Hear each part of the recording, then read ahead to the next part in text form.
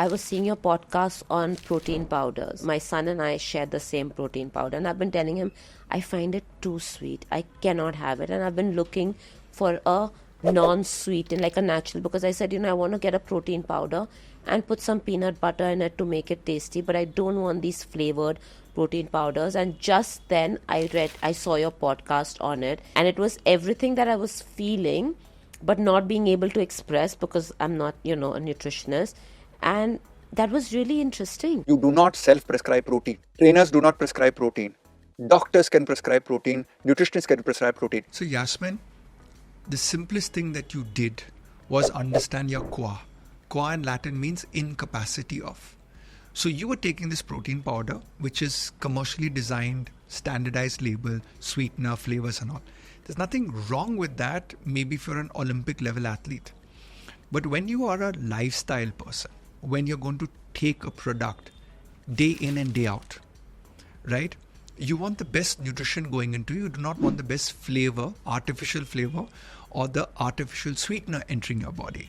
So I'm glad you discovered this, because this concept, and every woman should understand this, there's a bio-individual response in each one of us, especially in women. Why women? Because of your hormones. So that's where, this whole thing starts about, wherein if we can get women to understand their blood biochemistry, their hormonal chemistry, their menstruation cycle, and then what life cycle they are at. College girl, first job, just married, trying to get pregnant,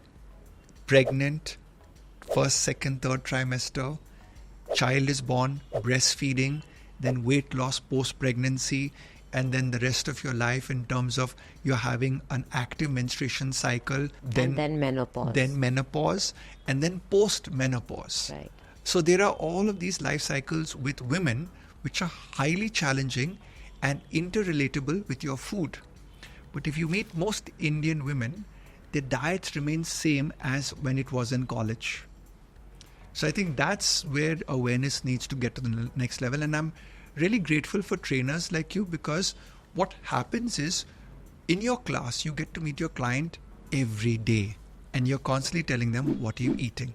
What did you eat today? So you said you're not a nutritionist, but you're an honorary nutritionist by just asking that question and putting a kida in your client's head is there's something that you need to change about the way you eat, and that's scientific. On that note, this is what I felt about myself, because like you said just now, very truly, you eat kind of the same thing, right? So being a fitness instructor, and I'm very particular about what goes in my body. I don't eat packaged foods, I don't eat sugar, I don't have dairy, I don't have gluten, and I'll tell you why about that later, how I discovered that. But I eat the same way, and suddenly after menopause, I feel like I cannot eat the same way, because that eating the same way is not working for me. And because I'm not a nutritionist, I don't know how I can eat better. So just recently, in fact, earlier in June, I contacted somebody and said, hey, you know what? I need to eat differently. And everyone said, what's wrong with you? How can you eat better than what you eat? And I said, no, my body's needs are different.